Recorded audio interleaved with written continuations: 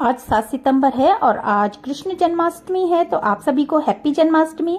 और इसी के साथ इस वीडियो में मैं आज जो कहानियां हैं भगवान कृष्ण के बारे में, वो 15 कहानियां हैं कुल जो उनके बचपन से जुड़ी हुई हैं, तो वो कुछ आपसे मैं शेयर करूंगी गाइज। तो सबसे पहले जान लेते हैं कि कृष्ण के माता पिताजी की कहानी जान लेते हैं। प्राचीन काल में उग्रसेन नाम का एक राजा था जिसके 2 बच्चे थे, कंस नाम का एक बेटा और देवकी नाम की एक बेटी। देवकी नम्र और शांत स्वभाव की थी, लेकिन कंस बड़ा दुष्ट था। जब वह बड़ा हुआ तो उसने अपने पिता को कैद खाने में डाल दिया और राजा की गद्दी खुद संभाली, जबकि उसकी बहन की शादी राजा वासुदेव से हुई थी। एक दिन कंस ने एक आकाशवाणी सुनी, तुम्हारी बहन का 8वां पुत्र बड़ा होने पर एक दिन तुम्हारी हत्या करेगा। इससे दुष्ट कंस डर के मारे अंदर तक हिल गया और अपनी बहन को मारना चाहता था, लेकिन वासुदेव ने देवकी को जिंदा रखने का आग्रह किया और कंस द्वारा देवकी के 8वें पुत्र को मारने के लिए सहमत हुए। कंस ने अपनी ही बहन और उसके पति को कैद कर लिया। दंपत्ति की 8वीं संतान भगवान कृष्ण थे, जो कंस द्वारा उनके मारने के लिए किए गए सभी प्रयासों से बच गए थे और अंत में उन्होंने अपने दुष्ट मामा को मार दिया गाइस। तो देखिए गाइस, बुरे का अंत बुरा ही होता है। सेकंड कहानी है देवकी और वासुदेव उनके भाई कंस द्वारा कैद किए गए थे। हर बार जब देवकी एक बच्चे को जन्म देती, कंस खुद आ जाता था और अपने हाथों से बच्चे को मार देता था। देवकी के 7वें बेटे का गर्भपात हुआ, लेकिन यह रहस्यमय तरीके से वृंदावन की रानी रोहिणी के गर्भ में स्थानांतरित हो गई थी, जो कृष्ण के भाई बलराम के रूप में दुनिया में आए। उनके 8वें पुत्र का नाम जन्म आधी रात को जेल के भीतर हुआ। ये भगवान कृष्ण थे और उस विशेष दिन को हम जन्माष्टमी के रूप में मनाते हैं गाइस। और कुछ अच्छा होना है तो वो होकर रहेगा और अच्छाई हमेशा जीतती है, इससे ये हमें शिक्षा मिलती है। कृष्ण का तीसरी जो कृष्ण जी की कहानी है, उसे कृष्ण का जन्म विष्णु रूप में हुआ था और उनके माता पिता से ने प्रार्थना की थी कि वे एक साधारण बच्चे में बदल जाएं ताकि वे उसे कंस से छिपा सके।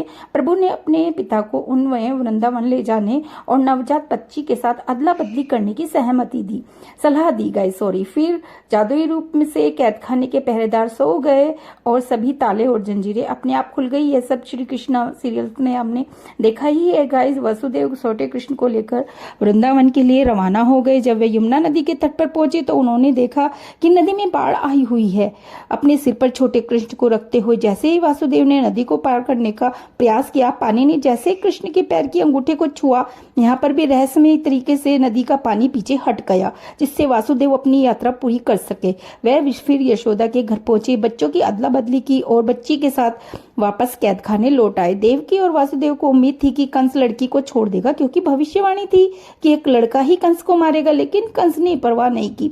उसने बच्चे को उनके हाथों से छीन लिया और उसे एक पत्थर पर फेंक कर मार दिया। लेकिन लड़की दुर्गा माता थी और उसी रूप में आकर उन्होंने कंस को बताया कि कृष्ण जीवित है और उसे उसके बुरे कर्मों के लिए दंडित करने के लिए जरूर आएगा। तो गाइज, यहाँ पर हम ये कह सकते हैं कि अगर शक्तियां खुद के नियंत्रण से परे हैं, यदि आपके केवल बुरे इरादे हैं, तो आप कभी भी सफल नहीं हो सकते, जैसे कि कंस नहीं हो पाया। कृष्ण के मामा कंस उसे मारने के लिए बेताब थे, इसलिए उन्होंने पूतना नाम की एक राक्षसी को यह कार्य सौंपा। राक्षसी ने एक सुंदर महिला का रूप धारण किया और उस कमरे में जा पहुंची जहां कृष्ण थे। उसने अपने स्तनों पर जहर लगा और कृष्ण को दूध पिलाने का अनुरोध किया। कृष्ण की माँ को उसके असली इरादों को तो पता नहीं था और उन्होंने पुतना को दूध पिलाने की अनुमति दे दी, लेकिन कृष्ण ने अपनी आंखें बंद कर ली और उस राक्षसी के जीवन को चूस लिया, जिससे उनकी मृत्यु हो गई। विष ने कृष्ण का कुछ भी नहीं बिगाड़ा, लेकिन कृष्ण को दूध पिलाने का अच्छा कर्म करने के कारण पूतना की आत्मा को भी मुक्ति मिल गई गाइस। तो यही कह सकते हैं कि कभी भी किसी को जानबूझकर चोट नहीं पहुंचानी चाहिए, क्योंकि आपको इसके लिए भुगतना पड़ता है गाइस। और नंबर 5 पर भगवान कृष्ण का मक्खन पसंद करना आता है गाइस। भगवान कृष्ण को मक्खन खाना बहुत पसंद था। वृंदावन शहर में हर कोई उनकी शरारतों और मक्खन चुराने के प्रयास से वाकिफ था गाइज, और इसीलिए उन्हें माखन चोर भी कहा जाता था। कृष्ण की माँ यशोदा कृष्ण के मक्खन को छुपाने के लिए इसे ऊंचाई पर बांध देती थी। एक बार जब यशोदा आसपास नहीं थी तो कृष्ण ने अपने दोस्तों को बुलाया। वे एक दूसरे के ऊपर चढ़ गए और कैसे भी करके वे मक्खन के बर्तन तक पहुंचने में कामयाब रहे। सभी ने मिलकर मक्खन से भरा बर्तन नीचे उतार लिया और बड़े मजे से मक्खन को मिल बांट कर खाया, लेकिन दुर्भाग्य से उन्हें एहसास नहीं हुआ कि यशोदा वापस आ गई हैं और कृष्ण के सभी दोस्त अपने अपने घरों भाग गए। लेकिन कृष्ण को शरारती होने के लिए फटकार पड़ी और गाइस इसीलिए कहते हैं कि बड़ों की बात माननी चाहिए गाइस। और 6ठे नंबर पर भगवान कृष्ण शरारती थे और उनकी माँ यशोदा उनकी शरारतों से थक चुकी थी। एक दिन उन्होंने कृष्ण की हरकतों को रोकने के लिए उन्हें बांधने का फैसला कर ही लिया। यशोदा उन्हें बांधने के लिए एक रस्सी लाई, लेकिन उन्हें एहसास हुआ कि रस्सी बहुत छोटी हो गई है। वह फिर भी बड़ी रस्सी ले आई, लेकिन वह भी छोटी पड़ गई थी। इसके बाद तीसरी रस्सी लाई, लेकिन वह भी कम पड़ गई थी। तब उन्हें एहसास हुआ कि उनका बेटा कुछ चमत्कारी है। लेकिन उसके बाद भगवान कृष्ण ने अपनी माँ को उन्हें बांधने दिया ताकि वह खुश हो सकें। एक दिन कृष्ण और उनके बड़े भाई बगीचे में फल और जामुन इकट्ठा कर रहे थे। तभी चूंकि कृष्ण अभी छोटे थे और वह पेड़ों तक नहीं पहुंच सकते थे, इसलिए उन्होंने जमीन से ही मिट्टी उठाई और अपने मुंह में भर ली।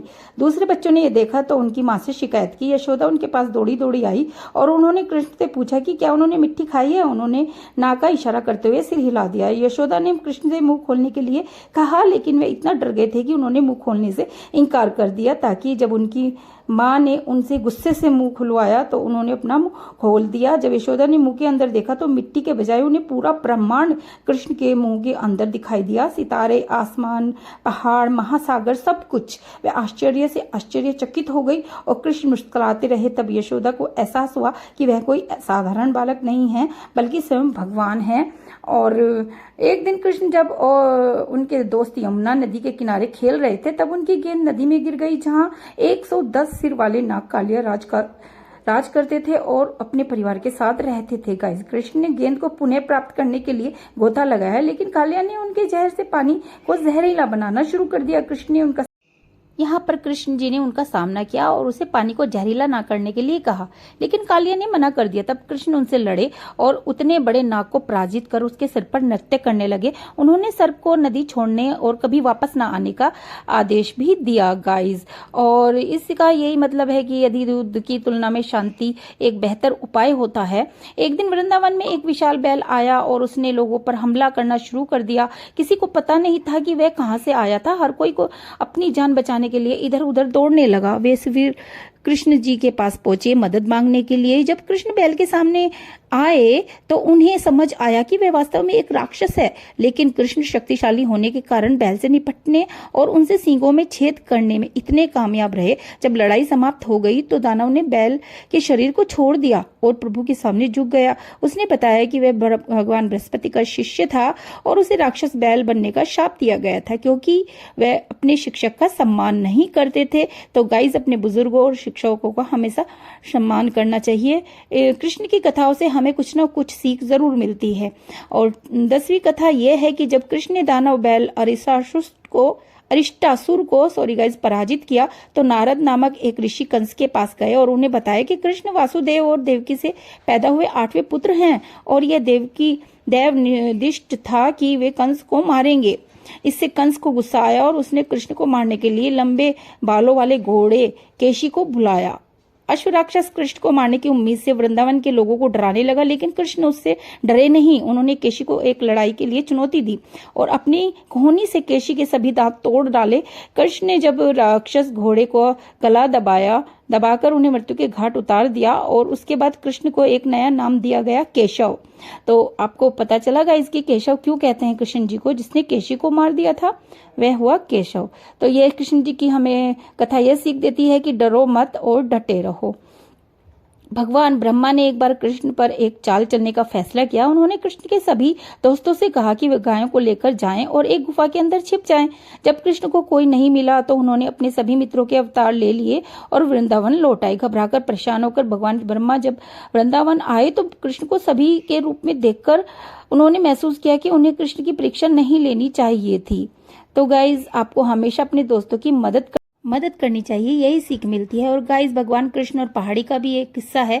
भगवान इंद्र बारिश के देवता हैं, ये सभी लोग जानते हैं और इसलिए सभी लोग समय पर वर्षा के लिए उनकी पूजा भी करते थे। लेकिन एक वर्ष भगवान कृष्ण ने सुझाव दिया कि ग्रामीणों को गोवर्धन पहाड़ी की पूजा करनी चाहिए। इससे भगवान इंद्र बहुत क्रोधित हो गए, इसलिए उन्होंने वृंदावन पर तूफान उठा दिया। लेकिन कृष्ण ने गोवर्धन पहाड़ी को एक उंगली पर उठाकर अपने लोगों की रक्षा की। इससे भगवान इंद्र को अपनी गलती का एहसास हुआ गाइस, और उन्होंने अपने कृष्ण से तूफान के लिए माफी मांगी। तो गाइस, ये हमें यही सीख देते हैं कृष्ण जी की क्रोध में कभी भी कठोर निर्णय ना लेने चाहिए, वे कभी भी अच्छे नहीं होते। तो गाइज मैं संक्षिप्त में ये सब कथा सुना रही हूँ, और अगर जो व्याख्या की जाए तो बहुत बड़ी बड़ी कथाएं हैं ये। और कृष्ण और कामधेनु की भी एक कथा है गाइज। एक दिन कामधेनु नामक एक गाय भगवान कृष्ण के पास पहुंची। कामधेनु ने कृष्ण से कहा कि वह देवलोक नामक स्थान से आई है जो स्वर्ग का राज्य है। उसने कहा कि वह कृष्ण का राज्य अभिषेक करना चाहती है। गाय ने स्वर्ग के पवित्र जल से भगवान को स्नान कराया और सभी प्राणियों की रक्षा करने के लिए उन्हें आशीर्वाद धन्यवाद भी दिया। उसके बाद भगवान इंद्र स्वयं ऐरावत के साथ प्रकट हुए और घोषणा की कि कृष्ण को गोविंदा के नाम से भी जाना जाएगा, जिसका अर्थ है पूरी दुनिया के इंद्र। तो गाइस गोविंदा का अर्थ ये होता है और उन्हें नाम इस प्रकार मिला।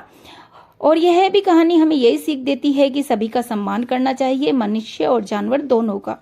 और गाइस जो कृष्ण और अगासुर की कहानी है वो इस प्रकार है। एक दिन जब कृष्ण अपने दोस्तों के साथ खेल रहे थे, वे एक पर्वत की गुफा पर जा पहुंचे। उन्हें पता नहीं था कि वह गुफा राक्षसी पूतना भाई दानव अगासुर का घर था। अगासुर ने कृष्ण और उनके दोस्तों को मारने के लिए एक विशालकाय सांप का रूप ले लिया था, और कृष्ण और उनके मित्रों को यह पता नहीं था कि अगासुर ने गुफा के अंदर प्रवेश के द्वार पर अपना मुंह खोल दिया है ताकि वे सब अंदर चले जाएं और वह उन्हें खा सके। कृष्ण ने महसूस किया कि कुछ गलत है और उन्हें खुद गुफा में प्रवेश करने का फैसला किया। यह सोचकर कि कृष्ण का अंत हो जाएगा, सभी राक्षस खुद हो गए और देवता परेशान हो गए। लेकिन गंधर्वों ने कृष्ण से विनती की, जो तब कुछ समझ चुके थे। विनती पर कृष्ण अपना आकार तब तक बड़ा करते गए तब तक उन्होंने दानव सांप को मौत के घाट नहीं उतार दिया। वे न्याय को पसंद कर व्यक्ति थे और उन्होंने दानव की आत्मा को मुक्ति दे दी।